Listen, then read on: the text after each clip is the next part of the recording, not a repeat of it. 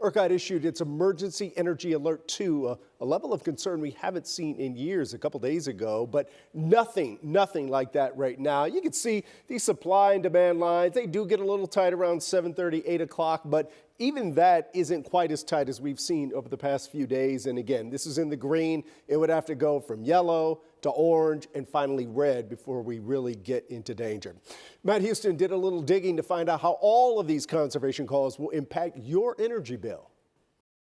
ERCOT predicted a record-breaking summer, but their forecast still underestimated peak demand by almost 3 gigawatts.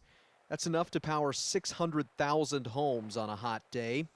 It's no wonder CEO Pablo Vegas thought this summer would be smoother. No, we don't expect many conservation notices. But that's happened 11 times so far, mostly in the last 3 weeks. And on some of those days, power plants have sold electricity to utility companies at the highest possible price. Yet you probably won't notice a difference on your bill. People have this expectation that if we've seen high prices and the utilities or the retailers took a loss on that, they're going to recover that from people on a going forward basis. And that's not necessarily the case. Jessen Bradshaw's company, Energy Ogre, tracks electricity prices. He says utilities will probably eat some losses for recent tight days, but that's the cost of doing this business. They may pay more, but you'll pay for what you used. You're probably using about what you were using in July and August and some of the others. So,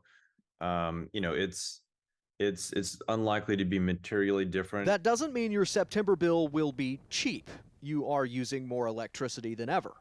But it should not contain surprises, Bradshaw says, despite record demand that surprised even the state's experts. In Arlington, I'm Matt Houston.